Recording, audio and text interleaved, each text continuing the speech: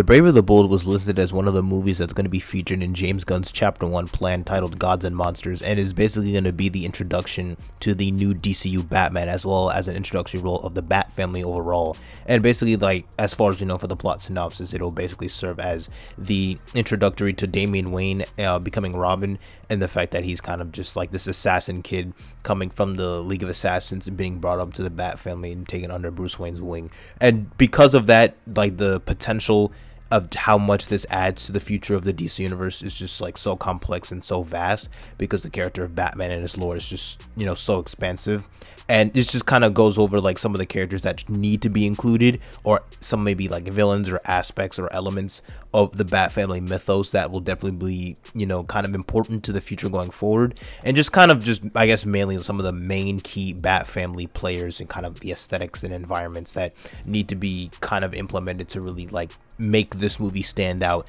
in comparison to, say, Robert Pattinson's version of Batman or any other version of Batman, because this already stands out in the fact that it has an emphasis on the Bat family, and the fact that we're getting a Robin in a live action movie since Batman and Robin back in, I believe, like 1997. But just to go over like some of the characters, I think first up, obviously, like, you need like the key Bat family members, but the most important one that needs to make either a small or big, you know, role or appearance in the movie is Dick Grayson Nightwing. You know, I made a video a while back on why Nightwing needs a movie, so this could serve as his first introduction to this universe that, you know, later down the line could lead to his own solo movie. As you know, he's the first Robin, he's the golden boy of the Bat family, and he has a lot of lore and mythos with his side as well. You know, his relationship with other superheroes, his connection with, like, let's say the Titans, so you could introducing him could be the gateway to that, whether it's like a younger team with like flashbacks or like the future adult Titans as well. And overall, Dick Grayson's just like a really cool character that, you know, he has a really big fan base, and that's just kind of a feature that he's been snubbed of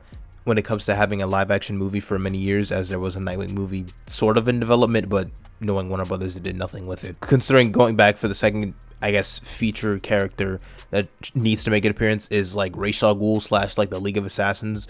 This one is probably going to be a no-brainer as well, considering the fact that Damian Wayne is a key player, and the story is kind of centers on like the father-son dynamic between Bruce Wayne and Damian Wayne. So obviously you need to like explore the connection that Damian's had with the League of Assassins and how he was trained by them since birth, and kind of just go over, you know, whether they'd be like the central antagonist, or kind of just give some background to like more casual audiences on like Ra's al Ghul, what he's about, the Lazarus Pit, and just the overall functionality of the League of Assassins as a secret society, and how they've impacted the globe / Gotham as well. And then including with the Al Ghuls, you'd also need Talia Al Ghul, as she, you know, she is the mother of Damian Wayne, so it would be really cool to see that kind of dynamic between her and Bruce Wayne, kind of see what kind of relationship or what chemistry the two actors of whoever they're gonna cast as both Talia and Bruce, kind of just like what they do with that, you know, how it kind of differs from, I guess, any past live action relationships that we've seen, because the only other live action Talia of Ghul in movies that we've gotten was like The Dark Knight Rises, but that wasn't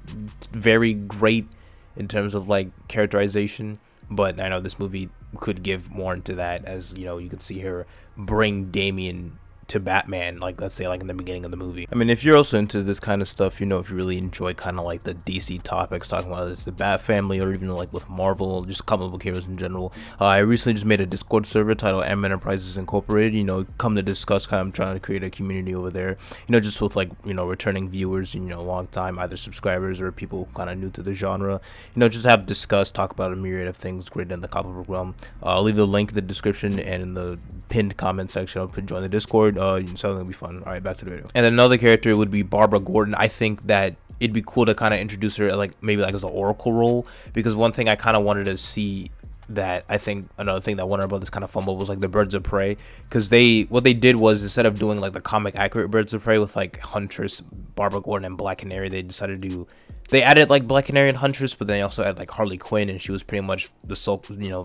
the center focus. It was pretty much her movie featuring the Birds of Prey. So I think that it could, you know, lead with Barbara Gordon, see a different side of her. And, you know, with the canceled Batgirl movie, you could either have her as Batgirl or already as Oracle. I think it'd be just a really cool idea, just to add more members of the Bat family as well,